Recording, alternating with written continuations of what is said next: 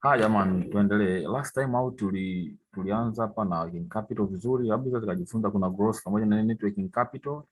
Tukaja kuangalia goal of working capital management, of course tukaangalia working capital policies. Tukaziongea kuna aggressive lakini pia kuna working capital kuna inaelekea kwa in terms of investing au in terms of financing. Tukasema in terms of investing, unakompare kampuni moja na kampuni nyingine. Hiyo ni yenyewe ni simple, maana unaangalia level of current assets. Ambayo ina level kubwa ya current assets, basi unasema inatumia iko more nini, ambayo ina level kubwa iko more conservative. Lakini kwenye financing ni kwamba unajaribu kuangalia zile current assets zako, tukasema unazigawanyisha kwenye permanent current assets pamoja na nini na fluctuating current assets. Tukasema unaposema unafanya njia ambayo ni aggressive, yani aggressive ina fund hizi fluctuating zote pamoja na kiportion cha permanent, wakati conservative ina fund permanent zote pamoja na kiportion cha nini cha fluctuating. Simply speaking, permanent current assets zimekaa as if utatumia long term nini assets, long term funds kufanya deposit finance, sababu nazo ni long term, ni current lakini hiyo level huwa inakuwa maintained over the years, kwa hiyo inakuwa hapo hapo. Sawa, basi sawa, nadhani tuende kwenye, nataka tukaangalie mfano sasa wa kufanya swala la conservative policy hii ya channel cash operating cycle. Tuje hapa kwenye swali namba ngapi? Sio namba 2 kwenye, naona kama nishalipita sijui. Vingine tutakuwa tunaifanya as we go. Angalia swala la pili hili. Hili swali la pili, swala la kwanza, sorry, swala la pili. Swala la kwanza ni ACCA June 2014. Hili swali ukija kwenye requirement hiyo kuangalia nataka nini? Requirement ni ya kwanza, akasema calculate the working capital cycle. Actually tutazungumzia working capital cycle, tutaifanya, haina shida. Kwa hiyo kipengele 8 tunaweza kufanya kama tumekiacha mara moja. Okay, then au kwa nini tusifanye hivi? Tufanye tujifunze na working capital cycle, tuje tulifanya wote. Let's go back. Ndio hapo tujifunze na working capital cycle. I say kuna kitu kinaitwa cash operating cycle. Nadhani tuelewe nao ni kitu kizuri. Cash operating cycle ina majina mengi. Unaweza ukaambiwa kama ilivyoandikwa hapo cash operating cycle, lakini kuna majina tofauti. Unaweza ukaambiwa ndio hiyo working capital cycle, ni kitu hicho working capital nini cycle. Actually unaweza ukaambiwa ni cash conversion cycle, yani it's just the same, haina shida kabisa. Cash conversion cycle, sawa, ni kitu hicho. Hata nakwambia ni cash operating cycle, yani hamna jipya. Cash operating cycle is all the same, ni kitu hicho kabisa. Hata ukiamba cash operating cycle ni kwamba wewe unafanya business. Unapofanya business kuna watu wanakusupply vitu, lakini wewe pia unataka uje uwalipe, lakini wewe hiyo vitu unapopata bwana unatumia kutengeneza bidhaa. Kwa mfano ni manufacturing business, unatengeneza bidhaa zako unaziuza. Unapoziuza pia bwana bidhaa unaweza kutengeneza usiziuze zikazipo store, lakini pia unapoziuza hapo unawapa pia wateja credit terms, wanachelewa kukulipa, si ndio? Maana yake kwa cash operating cycle unakuwa unajaribu kulinganisha muda wa wewe kulipwa na wafanya na customers na muda wa kulipa nini supplier. That's what we are talking about. Hiyo ndio maana cash operating cycle, kwamba ukisema cash operating cycle unaangalia baada ya wewe kuwalipa suppliers umepita muda gani na wewe ukalipwa. Labda wewe unafanya business, unajua bwana, supplier wangu mimi nitalipa baada ya siku 30, lakini mimi nitalipa baada ya siku 70. Kwa cash operating cycle inakuwa ni 40, that difference. Sawa. Naongea hivi nikimaanisha kitu kimoja. Unajua nilisema kama tunaposema working capital in general huwa tunashumu ni net working capital, maana current assets minus current liabilities. Kuna hapa nimekuambia sawa mimi kulipwa na sawa mimi kufanyaje kuwalipa suppliers. Lakini generally kama ingekuwa tu ni gross working capital sasa kwamba ni gross, tungechukua tu ni muda ambao tunachukua kulipwa na wafanyakazi, kulipwa na watu ambao tumefanya, watu ambao tumewauzia bidhaa. Labda mimi nalipa baada ya siku 70, basi tungesema ndio hiyo nini hapo inaposema tunalipa baada ya siku 70, naomba tuelewane. Yaani hizo siku 70 ndio zihesabu, ni tunahesabu na muda wa kutengeneza bidhaa zetu ukiwemo ndani, kwa inclusive. Sababu hauuzi kabla hujatengeneza bidhaa. Kwa kama ni manufacturing business utashumu umeuza kwanza. Labda kama sio manufacturing business utasema bana mimi bidhaa nazinunua kama zilivyo na ziuza moja kwa moja.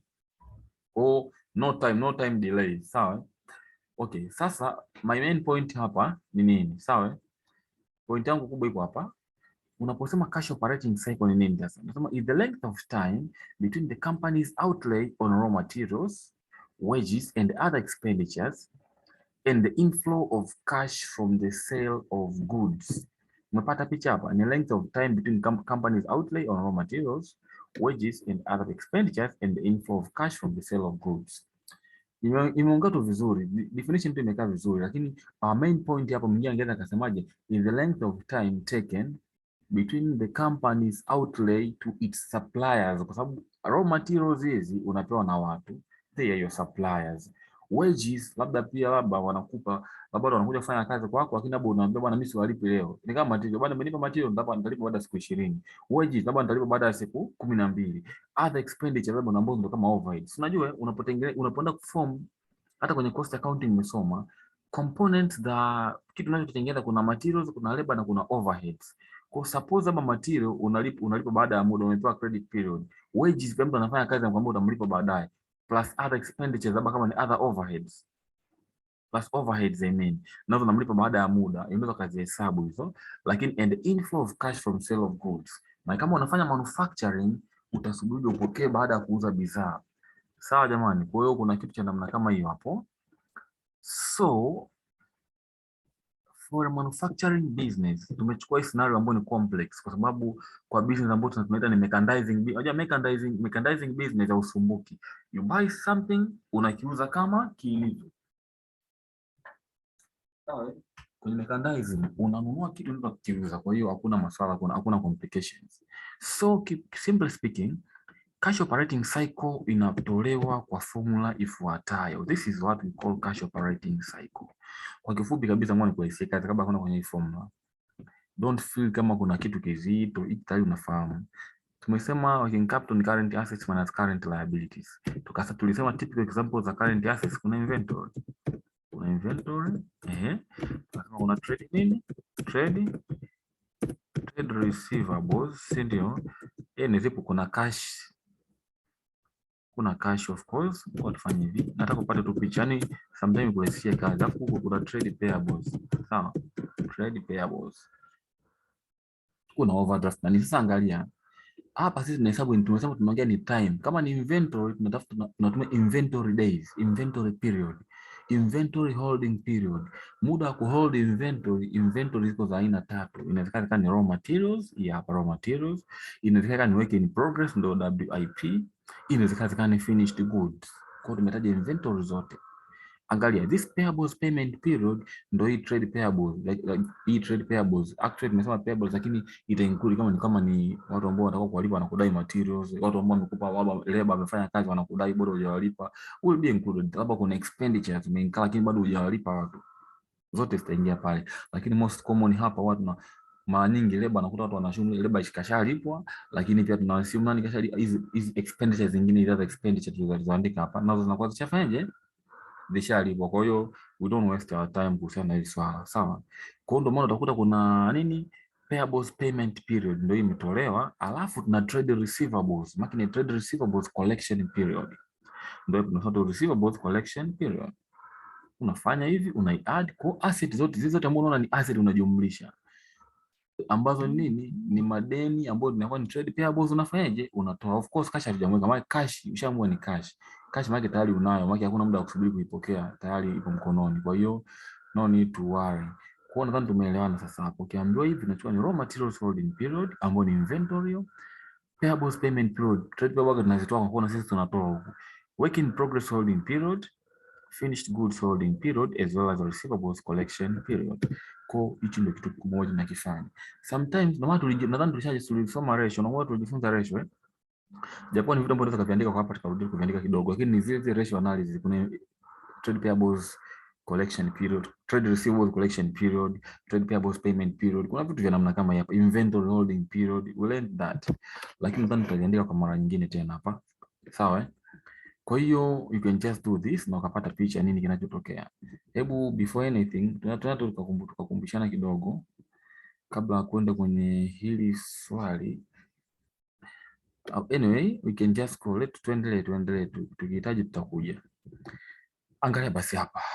Swali letu kama ulivyoona kipengele A kabisa, tulikuwa tumeambiwa tafute nini? Kipengele A, calculate the working capital cycle ambayo ni cash collection cycle. Nimeipa majina mengi, cash conversion cycle. Sawa. of CSZ company at the end of March 2014. Anataka at the end of March 2014, lakini pia anataka March 2014 and discuss whether a working capital cycle should be positive or negative. Tumeshapata working capital cycle, itabidi tujiulize hivi working capital cycle iweje? Working capital cycle iwe positive au working capital cycle iwe negative? Ni swali la muhimu ambalo tutafanyaje? Tutajiuliza tuweze kupata jibu. Okay, tuanze basi na hii kabla ya kwenda mbali. Huko pengine kuja sisi calculate the target quick ratio na nini, acha nazo kwanza.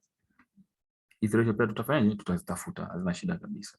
Alafu baadaye tutakuja kujua kwenye working capital financing policy. Sasa tuanze na working capital cycle. Kwa hiyo anataka ya lini? Ya March 2014. Sawa. Tuangalie taarifa zetu sasa huko. Soma hapa. Kasema hivi, the current assets and current liabilities of CSZ company at the end of March 2014 are as follows. Hii ni taarifa ambayo tumepewa hapa, sawa? Unaona una inventory hapo na trade receivables, the sum of which inakupa 12,275. Ukiendelea mbele unakuta hapa una trade payables ambao ni 2,137, una overdraft 4,282, the sum of which unapata 6,819. Ukichukua current assets total ukatoa current liabilities unakuja kupata net current assets, ambao net current assets ni ngapi?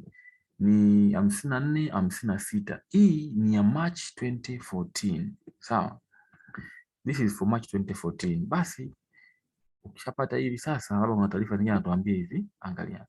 For the year end of March 2014, CSZ had domestic and foreign sales of $40 million all on credit, while cost of sales was 26 million. Trade payables related to both domestic and foreign suppliers. Sawa, ina shida. Kwa hiyo tumepewa kuna sales hapa. Actually ambao ni sales, credit sales ni $40 million, na pia tumepewa cost of nini? Tumepewa cost of sales as $26 million. Basi akasema trade payables related to both domestic and foreign suppliers. Akaenda mpaka akatuambia for the year to end of March 2015. Sasa huko anaongea 2015. Sometimes unapokuwa unasoma swali unaweza kujibu kuangalia upate picha, sawa? Kuanza kusoma mpaka na taarifa za 2015 inaweza kusaidia sana, sababu swala la kwanza anaongelea March 2014. Unaona hapa March 2014. Kwa hii ni mbinu unapokuwa unafanya maswali marefu, ujue kabisa mimi nataka nisome mpaka wapi nianze kufanya swali. Usisumbuke kwenda sana, as long as ameshakupa tarehe pale unaifahamu. Sio mbaya, you can just read kujua kinachoendelea nini, lakini so far kwenye swala la kwanza kipengele A, taarifa tulizofanya tunaweza kuzitumia. Akasema hivi, for the year to end of March 2015, CSZ company has forecast that credit sales will remain at 40 million. Kwa natuonyesha credit sales tabakia kwa 40 million pale pale, while cost of sales will fall to 60% of sales. Cost of sales maana itakuwa ni 60% of sales. Maana asilimia 60 haya mauzo ni asilimia 60 ya milioni 40 ambayo itakuja kuwa ni 24 million. Ndio maana amesema will fall, maana huko ilikuwa ni 26 million, si ndio? Sawa. Basi akaenda akasema hivi, the company expects current assets to consist of inventory and trade receivables. Kwa current assets zetu zita consist of vitu vifuatavyo, and the current liabilities to consist of trade payables and the company's overdraft. Hizi kama tu juu, kama tulivyopewa hapo juu, ndio maana yake trade receivables na inventory, hizo ni current assets, half current liability and trade payables and overdraft. Kwa the same thing has happened here. Kwa tunaenda tunasema hivi, CSZ company also plans to achieve the following target working capital ratio values for the year to the end of March 2015. Kwa 2015 anategemea kupata inventory days ambayo ni 60, siku 60.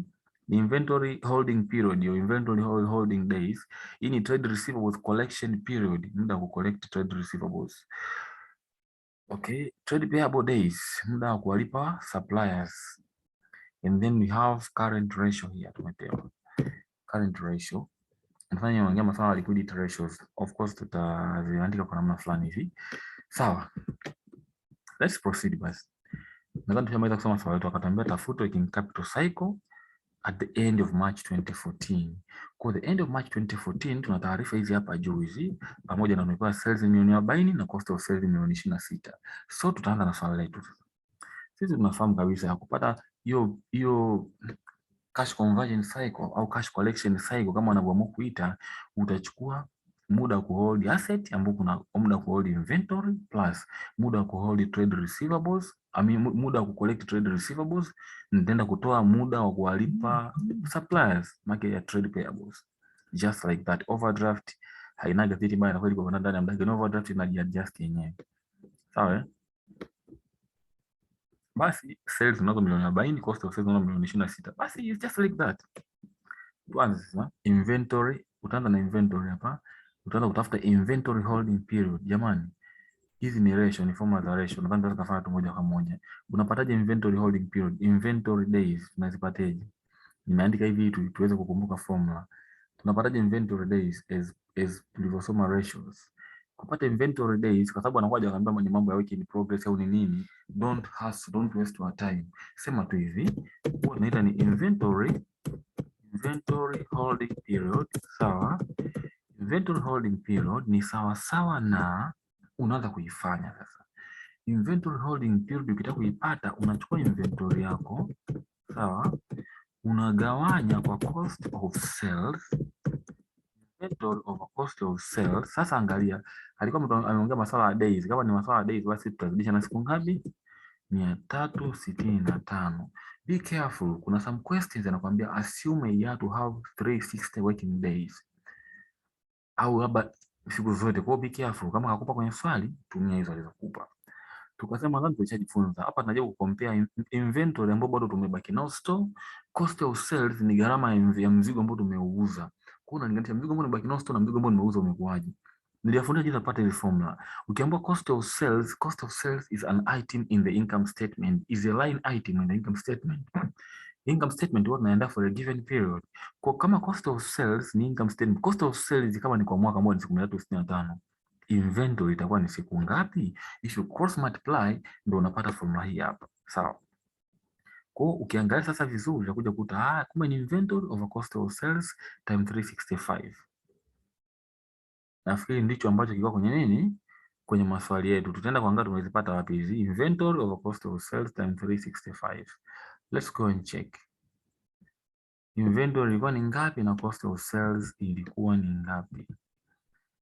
Ukiangalia hapa we had inventory ya kiasi gani? Hii hapa 5700 au okay, mod 3 juu kwa 5700 kama tumechukua 5700 tumod 3 na hii ni ratio tu, basi na hii cost of sales amount 26 million kwa 3 itakuwa 26,000, si ndio maana yake? Kwa hiyo ndo maana tumefanyaje hapa? Tumechukua 5700 ganya kwa 26, jibu letu tulilolipata tukazidisha na 365. Ukizidisha una end up with 80 days. Kama una calculator sio mbaya. Yaani usifanye kuangalia. If you have a calculator ndio muda wa kufanya huu, ufanye tu. Sawa? Tunataka trade receivable days. Trade receivable days zinapataje? Kupata trade receivable days formula zetu zinakuaga namna hii hapa. Ni rahisi tu, ngoja nikuelekeze kitu. Unapata trade receivable days, sababu mjifunze tena. Trade receivable days jiulize, kwani trade receivable zinakuja kwa sababu gani? Si umefanya mauzo? Umefanya credit sales.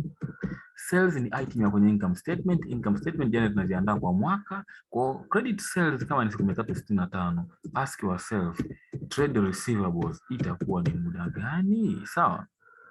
Trade receivables itakuwa ni muda gani? Ukishajiuliza trade receivables itakuwa ni muda gani, basi ushajibu swali, just cross multiply. Unafanya cross multiplication yako utapata ili jibu langu ni trade receivables. Andika baba, trade receivables times 365 over credit sales. Kwa it's very simple. Kwa utasema kumbe kupata trade receivables huwa tunahitaji, lakini ni muda ambao unapita mpaka unaenda ku collect trade receivables. Kwa it's a trade receivables collection period. Unapata ngapi trade receivables collection period? Kama tulivyosema unachukua ni nini? Trade receivables yenyewe, sawa? Trade receivables itself divided by sales. Actually sales ni credit sales.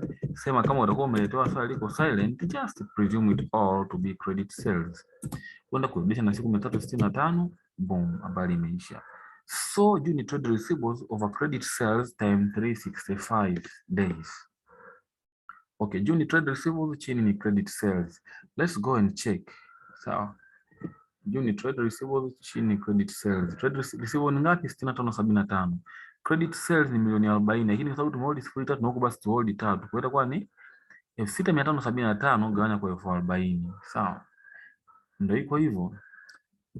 Hii hapa trade receivables 6,575 divided by 40 maana 365 ending up with 60 days. Manake inachukua siku 60 kulipwa na nini? Kulipwa na wateja wetu. Sawa. Alright, twende kwenye trade payable days. Trade payable days sasa tuna arrive vipi at this trade payable days? Tafuta namna ambayo tuna arrive. Trade payable days, yani you have to ask yourself, usijipe stress. Ile shock inakuwaje? Hizo zinakuja automatically. Sawa. Unapataje trade receivable, trade payable days? Trade payables zina arise kwa sababu unadaiwa, maana yake ulifanya purchases. Kwa hiyo tunasema hivi, ukifanya credit purchases, credit purchase ni item ya kwenye income statement na ina siku 365, sawa? Kama ina siku 365, trade payables zitakuwa ni siku ngapi? Sawa? Unafanya cross multiplication, utapata ni trade payables mara 365 over credit purchases. Kwa hiyo huwa tunaita trade payables payment period. Trade payables payment period. Ambao unapata ni vipi trade payables payment period? As we said, you just take trade payables, una divide kwa nini? Kwa credit purchases. Credit purchases, unazidisha na siku 360 ngapi? 65, just like this. I say, ukiona credit purchases hazipo, if no credit purchases, kama hazipo au kama hujapata taarifa unaweza kuzipata, unatumia nini? Use of sales. Nadhani which is the situation and hali yetu hapa, hatuna hatuna credit purchases, tuna cost of sales. You know, cost of sales ni opening inventory plus purchase minus closing inventory. So you presume labda opening inventory na closing labda zitakuwa zinalingana, kwa hiyo tunasema basi achana nayo. Kwa hiyo ndo tunafanya namna kama hapo. Sawa jamani, kwa hiyo utakuwa na trade payables, utagawanya kwa cost of sales, utazidisha na siku 365. Trade payables over cost of sales times 365 days. Tustafute. Trade payables ni 21.37, cost of sales ni 26,000, tumeshahold sita tu juu. Kwa 21.37 gawanya kwa 26,000. Hii hapa. Hii hapa isi 21.37 divided by 26,000 times 365, unakuja kubakiza siku ngapi? 30. Kwa hiyo mpaka hapo unakuwa umemaliza, kwa sababu ukirudi hapa hamna payables zingine, ndio hizo zimeisha, ambao yani payables ambazo zinachukua muda wa kulipa. Overdraft yenyewe sasa watu wanalipa baada ya muda gani? Ile inakuwa ina change yenyewe automatically. Kwa basi tutafuta working capital cycle. As we said, kama working capital cycle, si ndio? Nadhani tulishaangaa formula pale juu. Simply speaking, jumlisha tu zote, siku zote ambazo ni za assets zijumlishe, za liabilities zitoe. Kwa hiyo utakuwa na inventory days ni 80 plus trade receivable days 60 minus trade payable days 30, utapata 110. Hiyo ndo unakuwa umepata working capital cycle. Kuna maswali mtao unaulizwa hivi, yani you can't believe it. Kuna maswali unaulizwa kabisa kwenye mtandao unapata marks. Nataka tufanye swali leo tuweze kuongelea mambo tofauti tofauti, tuongelee easy days, tuongelee zile ratio, quick ratios pamoja na working capital financing. Unakuwa umefanya maswali ambayo ni ya msingi sana. Okay, sasa swali kwa linaendelea, nataka nini? Kipengele A alisema hivi, calculate the working capital cycle of CSZ company at the end of March 2014 and discuss whether working capital cycle should be positive or negative. I say, kwanza usije kuona working capital cycle imekuwa negative ukasikitika. Hebu angalia hapa wewe, upata kabisa uhalisia. Nimechukua hizo asset mbili ambazo ni inventory 80 plus trade receivables 60, payables na walipa haraka, ndio maana imekuwa positive 110. Hebu imagine, kwa mfano payable ningekuwa namlipa baada ya siku 150. Maana ingekuwa ni 80 jumlisha 60 kutoa 150, ningepata negative 10. A negative working capital, usije ukasikitika ukasema mbona nimepata negative working capital cycle. Usije ukasema negative ukasikitika sana. Inawezekana ikawa ina implication kubwa tu, sawa? Ikiwa ni negative, unajua ikiwa kwa mfano unajua 110 maana yake nini? Hii 110 maana yake ni kwamba hii 110, narudia tena, maana yake ni kwamba baada ya kuwalipa suppliers zinapita siku 110 ndio sisi tunafanyaje? Tunalipwa. Tuko sawa? Kwa sababu kiuhalisia usingehesabu trade payables hapa mono supplier wetu, hii trade payable ungeitoa, tungesema tu 80 jumlisha 60. Asset nitakanazo 80, nikishauza nitakaa siku 60 nitalipwa. Kwa maana nitalipwa baada ya siku 140 na wateja. 80 jumlisha 60 nitalipa baada ya siku 140 na wateja. Lakini kwa sababu pia suppliers huwa nawalipa hapa baada tu siku 30, maana yake kama baada ya siku 30 nawalipa watu, afu siku 140 ndo nalipa, maana zitapita siku 110 extra wakati mimi kabla ya kulipwa na nani na customers wangu. Kwa hiyo inamaanisha ninapokea malipo from customers 110 days after having paid my suppliers. Sawa. Kwa hiyo kumbe working capital cycle ilikuwa ni negative, ingemaanisha kwamba tunalipwa na suppliers kwanza kabla ya kwenda kuwalipa, tunalipwa na wateja kwanza kabla ya kwenda kuwalipa suppliers. Kuna mtu akiambiwa atakataa kweli hiyo? Hebu imagine, sio kama unafanya hivyo kwa sababu hapa kuna financial difficulty. Sio financial difficulties tu. Unafanya biashara ambayo mpaka suppliers waje wakudai, wewe utakuwa umeshalipwa na wateja wako. Hiyo si biashara nzuri, maana unahitaji mtaji. Sio kwa wengine, unahitaji mtaji. Kwa hiyo that's very fine. Japokuwa you have to consider several factors. Useme tu hii ni nzuri, hii ni mbaya. Don't just say that. Ndio maana nakuja tunasema hivi hapa. Working capital cycle is positive, kama tulivyoona ni positive hiyo. Market ambayo negative hiyo positive, and the company pays its trade suppliers 110 days before it receives cash from its customers, au ana receive from customers 110 days after having paid suppliers. Sawa jamani? Okay, sasa tusema hapa wamejaribu kuelezea in terms of tunalipa kwanza, sababu unakuwa na working capital ukaja ku run day to day operations of the business. Kwa maana amesema anamlipa suppliers siku 110 kabla ya kupokea from customers, kuonyesha tu uzito wa working capital. Sawa. Sasa hiyo maana yake nini? Akija hapa anasema hivi, this represents a financing need for CSZ company. Sio maana yake. Of course, kama wewe unalipa supplier unakaa siku 110 ndio unalipa, maana yake unahitaji kuwa financed. So this represents a financing need for a state company which could be funded from alternative sources. Of course, sources zikana short term sources of finance, zikana long term, it depends. Na ndio maana tukasema kutegemea na namna unavyofund current assets zako, inawezekana ni working capital financing policy ambayo ni aggressive, conservative au moderate. Sawa. Okay, let's go kwenye point yetu. Tulikuwa tunataka kuongea swala la positive na negative. The negative working capital cycle inamaanisha kwamba receiving cash from customers before paying it to trade suppliers. Yaani unalipwa na wateja kabla hujaenda kulipa suppliers. Kuna kampuni nyingine inaweza hivyo. A company such as a supermarket can have a negative working capital cycle. Unapata picha jamani hapa. Kampuni kwa mfano supermarket inawezekana. Unajua kwa sababu gani supermarket inawezekana? Jiulize, working capital cycle tunachukua inventory days plus receivable days minus payable days. Hivi wewe kama ni supermarket una receivable days, maana supermarket mostly wanauza for cash au for credit. Kwa hiyo trade payable days zinapungua, zitatoka pale. Hebu imagine if I trade receivable days ingetoka hii 80 ingepungua, hii 60 ingepungua, hii trade receivable days ilikuwa 60 ingepungua, hapa ingebaki tu 80. Unaona jibu lingekuwa linapungua. Kwa kama trade payable ingekuwa kubwa kubwa, ungeweza ukachangata ukapata jibu ambalo ni negative. Sawa. Kwa hiyo supermarket sababu anakuonyesha inawezekana kusiwe na trade receivable days, anakuonyesha kama inawezekana ukafanyeje ukakutana na negative working capital cycle. Ndio maana tumekuwa ni mfano tu wa industry. Kwa kumbe sometimes inategemea na nature of the industry. Whether working capital cycle should be positive or negative implies that companies are able to make such a choice. Kwamba kama kampuni itaamua bana, mimi nataka niwe na negative na positive. Of course inaweza kama ikaseti bana, mimi sasa hivi nauza tu for cash. Labda kampuni sio supermarket, lakini kwa sababu na mimi sasa nimeamua nauza for cash tu. Njia zingine zote sizitaki. I'm selling only for cash. Kutakuwa hakuna namna inabidi kufuata. Sawa.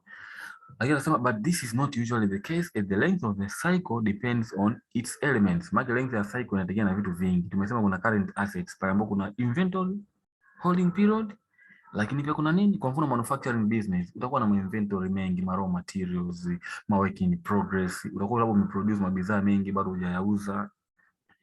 Inategemea, kuna trade receivables, inategemea labda wateja unawapa discount wakilipa mapema. Kwa hiyo inategemea kama wanalipa mapema, receivables zitakuwa ndogo. Kwa hiyo tukasema inategemea na elements zake. Tunaposema elements ndio trade payables pamoja na inventory. Sawa. Which are inventory period that we sell, trade receivable period and trade payables period. Sawa. Kuna kitu kama hicho hapo ambacho ni kwa msingi tunapofanya ukiangalia. Sawa jamani. Kwa hiyo unaweza kaenda ukasemaje, hizi such elements hizi kujua size ya inventory, size ya trade payable, size ya trade receivable zinategemea na nature of the business. Kama nilivyokuambia, nature ya biashara. Kwa mfano unafanya supermarket, maana yake utaona trade receivables hakuna, maana yake haulipi mtu kwa mteja. Kwa trade collection, trade receivables collection period haitakuwepo. Labda hiyo manufacturing organization unaweza kukuta una inventory nyingi, una raw material na work in progress mengi. Kwa inventory holding period inaweza kaa kubwa. So it really depends na nature ya business unaokuwa unafanya, lakini pia tunasema and the way that the business is conducted by its competitors. Sometimes unaweza kataka kwenda kuimitate competitors ili uweze kuendana kama itakuwa beneficial kwake. Kwa so ipo namna kama hiyo. Nadhani tumemaliza hapo. Kuna kipengele kingine cha ngapi? Kipengele B. Kipengele B kasema calculate the target quick ratio. Quick ratio tulisema jamani, ndio jina lingine inaitwa acid test ratio and the target ratio of sales net working capital of CZ company at the end of March 2015. Sasa kahamia March 2015 katoka March 2014. Hebu kabla zote tuangalie hizo ratio kwa ujumla, sawa? Tujifunze hapa hizo ratio. Kuna ratio ambazo zipo common hapa, we have to know them. Ratio za liquidity ratios. Unajua ukiongea sawa working capital, nilikwambia working capital inalenga kuweka balance ya liquidity na profitability. Kwa tuangalie, tufanye recap ya liquidity ratios. Tulishasoma darasani hizo ratios. Okay, liquidity ratios. Kwanza kabisa tuna kitu kinaitwa current ratio. Sawa. Current ratio ni ratio ya nini over nini? Ni current assets over current liabilities. Sawa bana? Hiyo ndo current ratio. Kwa unachukua current assets over current liabilities. Inamaanisha nini? Kwa mfano current asset ni 80, current liabilities ni 100 labda. 80 gawanya kwa 100 unapata 80%.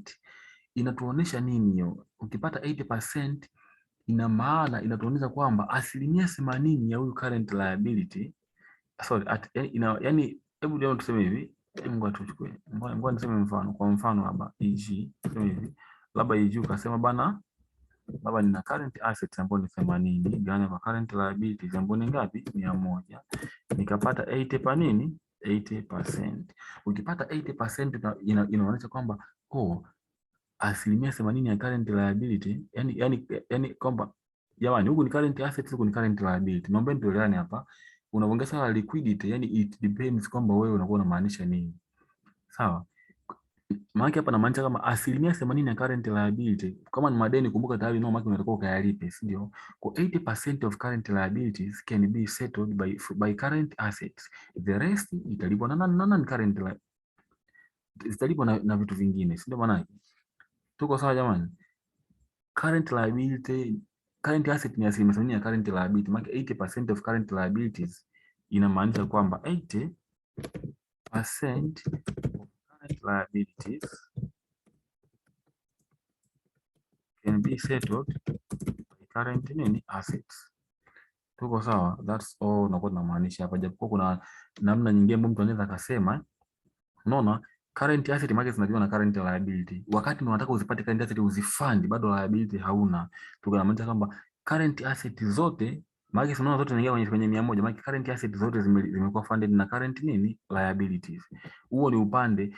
Huku tumaanisha liability tayari unazo, utazilipa kwa current asset. Lakini funding wise tunasema kwamba all current assets are funded by current liabilities, na pesa ikafanyaje? Ikabaki. All current assets. Lakini haina shida, nafikiri tunaenda kuiona hii. Tunaenda kuiona soon, yani tunaenda kuiona sasa hivi kwa sababu kuna hizi financing policy huko nadhani tutaziongelea, kwa hiyo ngoja tusiende nao mbali. Kwa hiyo ni ratio ya kwanza, lakini pia tuna ratio ya pili tunaita nini? Quick ratio. Quick au ndo wanapenda kuita acid test ratio. Quick ratio au acid test ratio. Acid test ratio inakuwaje? Yenyewe tunachukua ni current assets una minus inventory. Inventory huwa tunapenda kwa assume ni liquid asset, especially zile inventory ambazo zinakaa muda mrefu.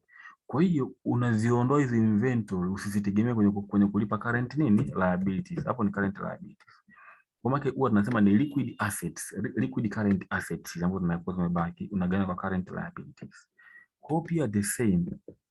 Kwa mfano imagine ningepata 60%, ningekuwa na maana gani? Ningesema asilimia 60 ya current liability inaweza ikalipwa chap chap, maana inaweza ikalipwa na liquid asset. liquid assets na assets au ikalipwa na more liquid assets. Ndio maana yangu ya nini ya quick ratio.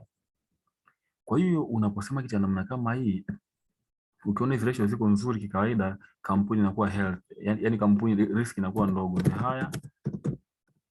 The higher ratios zote mbili, the less the risk of running out of failing to settle trade payables. Kama unadaiwa au the less inakuwa the risk of failure to settle current liabilities.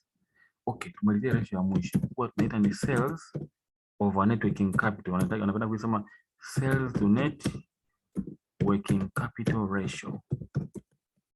Ratio ya sales net working capital bana, hii ndio utakuja kuifanyia kazi sana baadaye kwenye upande wa over trading, tutaiona sana. Unachukua tu mauzo unagawana kwa net working capital. Kwa sales net working capital, unajua generally unapokuwa unaongea, tutaona hii hapa. In general unapoona mauzo yanaongezeka, mtaji nao inabidi uongezeke. Kwa in general sales should increase in line.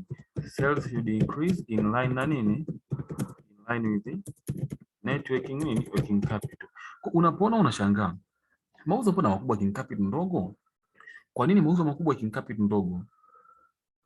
Inawezekana mauzo makubwa kuliko working capital kwa sababu unakuwa kuna shida kwamba unajua net working capital ni current asset minus current liability. Labda unauzia wateja kwa mkopo, kwa hiyo unafanya wanunue sana, unauzia kwa mkopo muda mrefu, unafanya wanunue sana, lakini unakuwa unadaiwa. Kwa hiyo unadaiwa kwa sababu net working capital ni current asset minus current liability, liabilities zinakuwa nyingi. Kwa hiyo net working capital inakuwa ndogo, au hata inakuwa kwa speed ndogo sana.